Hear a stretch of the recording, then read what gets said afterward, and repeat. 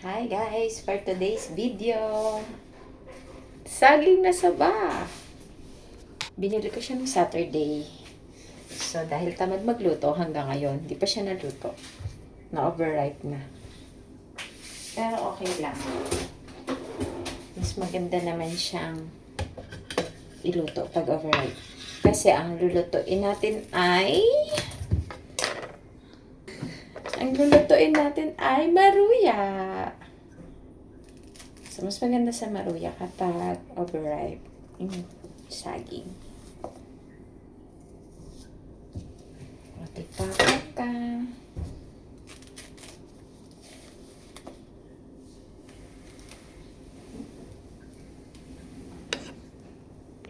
Ayan guys, isa tayong egg. Lagyan natin siya ng egg.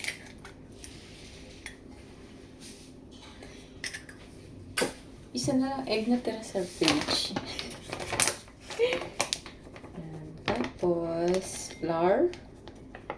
Lagyan natin siya ng flour. And then,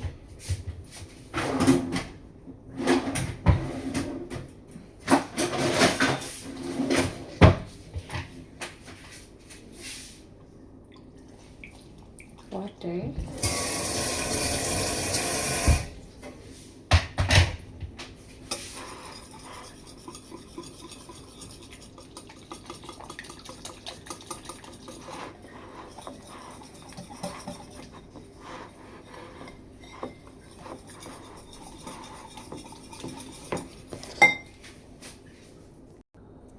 Lagyan natin ng sugar.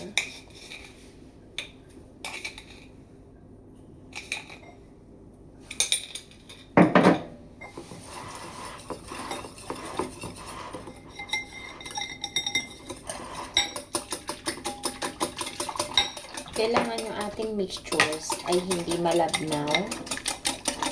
So, kailangan natin siya dagdagan ng flour. Mas maganda kapag thick lang siya. Malagkit. Ayan. Ito na yung mixtures natin. So, hindi siya malabnaw. Hindi din siya ganun.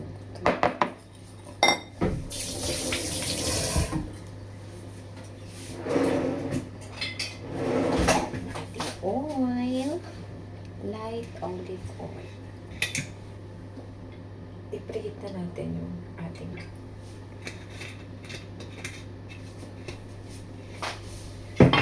kawali. Tapos yung banana natin, guys. Pwede nyo siyang slice into 3. Depende sa gusto nyo. Kung ilang hati. Kasi pag didikit-dikitin lang naman natin siya.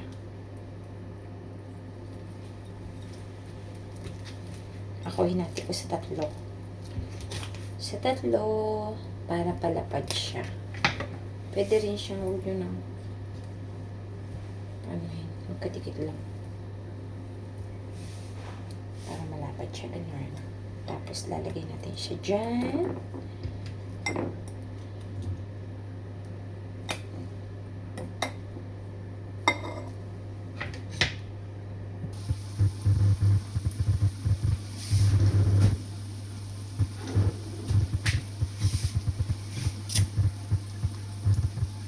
Happy tummy arm.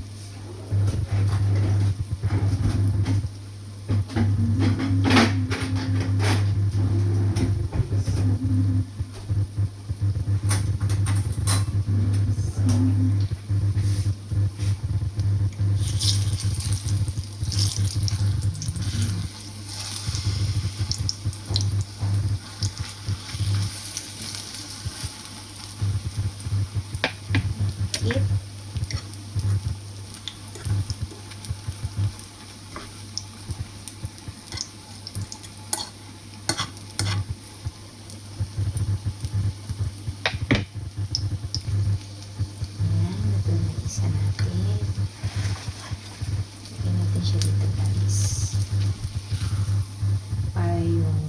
Oil niya ma-absorb ng tissue.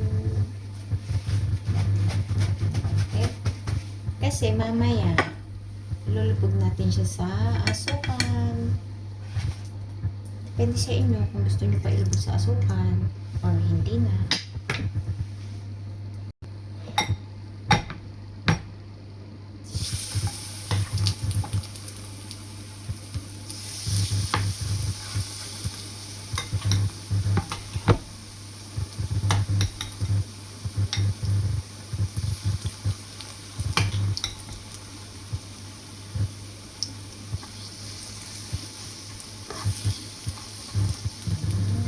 Sarap.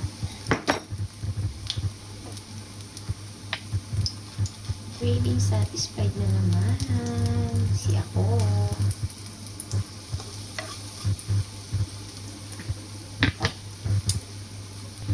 Iload na natin itong isa sa asukan.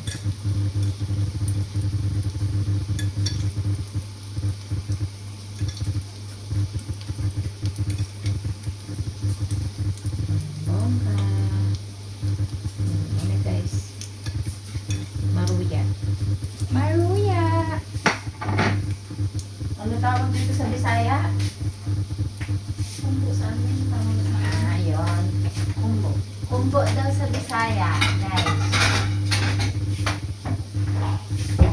Sa Tagalog, maruya. Maruya! Happy yarn. Happy time na ako. Gusto ka rin pala. Yan na guys. Kaluto na tayo. With mochi coffee. Merienda na tayo guys. Yan. Sarap. Sana all. Bye. Enjoy your watching.